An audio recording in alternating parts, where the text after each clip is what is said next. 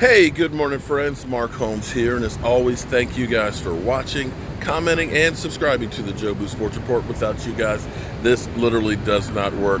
You know, I got to start my day off with coffee. That's right, I got to have my coffee. It is literally mother's milk.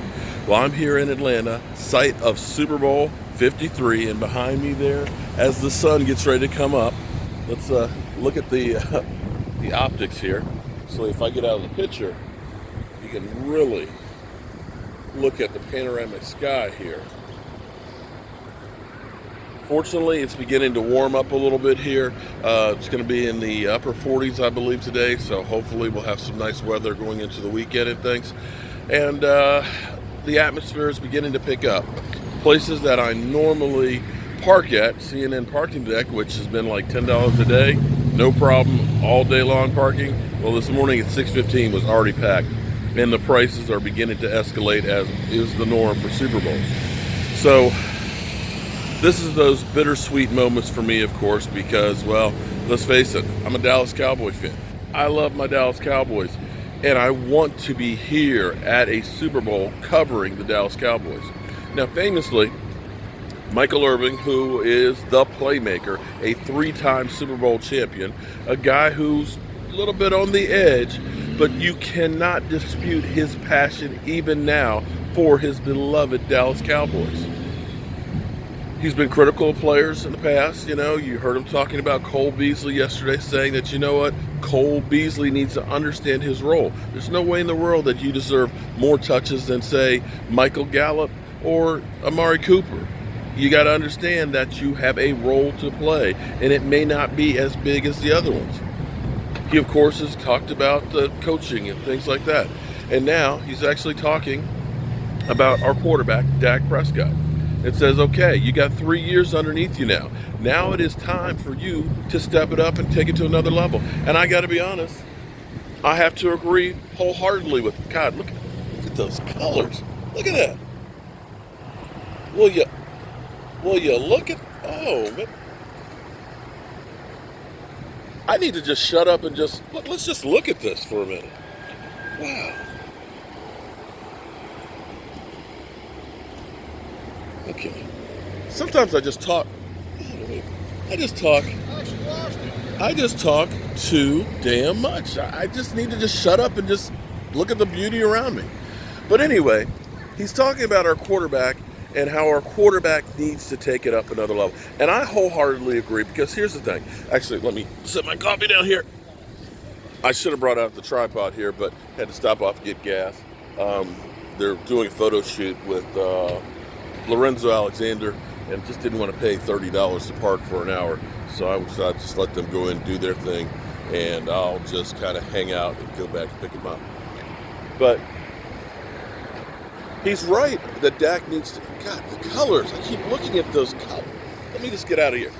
But he's right that Dak Prescott needs to take it up another level from where he left off. You know, you looked at his rookie year. Okay, so we can see the colors now. You looked at his rookie year, and because he was thrown into a situation, nobody knew anything about Dak Prescott. Nobody knew anything about what he was going to be able to do. And we were playing a fourth-place schedule, okay? That helps. When you're not playing division winners and you're playing other guys that were in the basement, it makes it easier to win. You had Ezekiel Elliott with an incredible rookie season. So everything was good. But going into the 2017 season, the Cowboys drank their own Kool-Aid and figured, we've got the winning formula. We got the best offensive line in football. We got the best running back. We don't need to change anything. And they didn't. And here's the thing. When you are not out there striving to get better, you are getting worse. And that's exactly what happened to the Dallas Cowboys. You had Zeke Elliott suspended for 6 games. You had Tyron Smith, of course, get injured.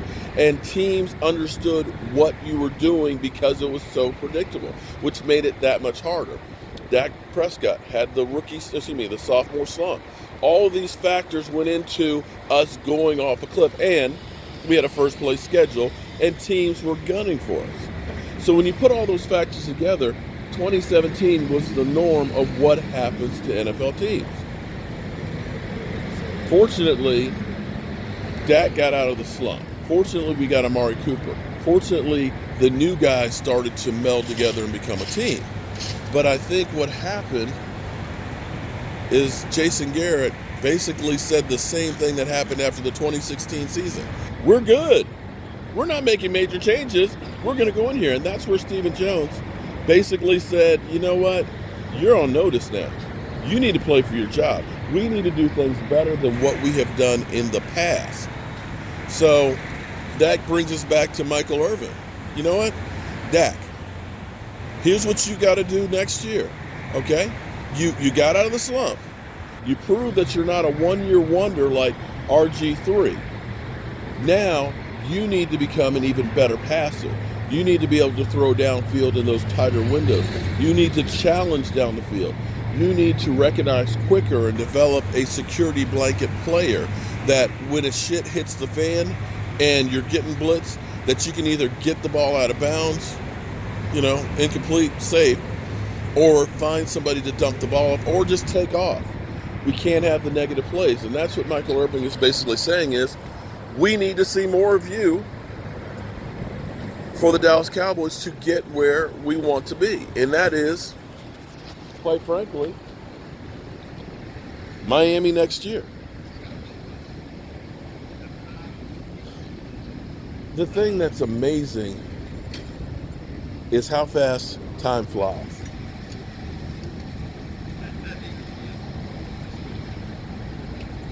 So many players come and go, with the exception of Tom Brady. The first Super Bowl I went to was Houston. I think that was 2003. And watching Tom freaking Brady. God, I can't believe that dude is still playing football. But watching Tom Brady playing in the Super Bowl. But you look at how many players have come and gone. That was before Tony Romo even started his first game. Think about that. You've seen so many teams that have rose up, won, come and gone, and now are starting all over in that time. You got to understand that time when it comes to football, your windows, just like pass plays, are very, very small. And you have to take hold of the opportunities that you are given. And here's the thing about the Dallas Cowboys right now, today. I mean right now, today. This roster has a lot of talent on it. You look at Zeke Elliott. I'm sorry. Who would you take over Zeke Elliott? Is there anybody? Zach Martin, Travis Frederick, Tyron Smith, when those guys are healthy, who do you take over those? You got potentially the best offensive line going into next year with some depth. Cam Fleming can play tackle. He's got experience in the system. You got Xavier Salafalo, who got experience, okay? You got Connor Williams, who's going to beef up. You got Lyle Collins. You have a good group of offensive linemen and backups in case people get hurt. You've got a playmaker in Amari Cooper. You've got a young budding star in Michael Gallup. Michael, your agent, Michael, I got his number. I got his number. I want to do a Skype interview with you now. Don't forget. You've got talent galore. You've got a quarterback who you may not think he's the best quarterback in the world, but goddamn, he is money when the shit is on the line. 15 comeback wins. 15. Calm, cool, and collective, and a guy, Lord knows, he is constantly under pressure every single day from the media, from the fans. I think being on the field may be easier for him than his everyday life where he is scrutinized constantly. You got a defense that is young, that is full of studs, that's got a great coach. The opportunity and the time is fleeting to get to a Super Bowl. So you got to make the most of this opportunity. And I think that's where Stephen Jones has basically said, you know what, Jason Garrett, we got players. We got a team. We got to do something with it, or else we need to move on, because the windows are closing. And that time can go real fast. And before you know it, just like when we had DeMarcus Ware, Tony Romo, and Jason Witten and those guys, we've turned over to a whole new group. And we can't waste this group. So that's where we are. And of course, we're here at the Super Bowl, where the sun always rises, and there's plenty of police that are always all over the place. I'm Mark Holmes, reporting live from Atlanta, site of Super Bowl 53. And thank you guys for being part of the Joe Boo Sports Report. I'll see you soon.